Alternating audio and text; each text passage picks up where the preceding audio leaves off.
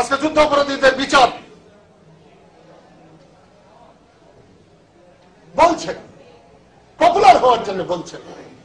আমার কাছে তো মনে হয় না যে যুদ্ধ অপরাধীর বিচার করবার জন্য এই সরকার কখনো আন্তরিক। আমি শুধু এই প্রশ্নটা করার জন্যই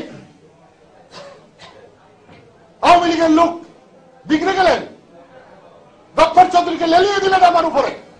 আমি তো মনে করি পাকিস্তান হানাদাররা বাঙালির বুকের উপরে চেপে বসেছিল যে যখন, তখন এই পাকিস্তান হানাদাররাও যে পরিমাণ নির্যাতন করেছে, কলম দিয়ে গফফর চৌধুরী তার চেয়ে বেশি নির্যাতন করতে, তার কোনো কথা ঠিক নাই।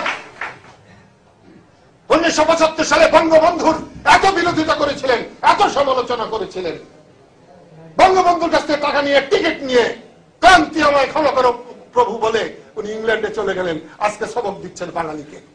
37 বছরে যে বাঙালির কোনো কষ্ট দুঃখ দেখেন নাই, তিনি আমাকে সবক দেন। আজকে সেই জন্য বলছি, আমি বললে পরে হয় যুদ্ধ অপরাধীদের বিচার ত্বরান্বিত হোক, আমি সন্দেহ প্রকাশ যদি করি তাহলে সেটা হয় অপরাধ। আর এই যে শাহরিয়ার কবির বললে পরে সেটা হয় প্রশংসা, রাজাকারে বললে প্রশংসা হয়, আর আমি বললে অপরাধ হয়।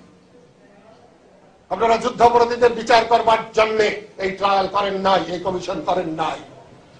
আপনারা এখান থেকে ফায়দা লুটবার জন্য, আগামী নির্বাচনী বৈতরণী পার হওয়ার জন্য আপনারা এরকম করেছেন।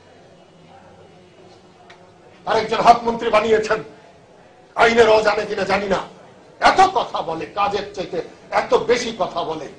তার আত্মীয় স্বজনরা রাজাকার আলবদর ছিল, তাকে আজকে মন্ত্রী বানিয়েছেন। আপনাদের দলে থাকলেই সব মুক্তিযোদ্ধা, আর আপনাদের সঙ্গে না থাকলেই রাজাকার।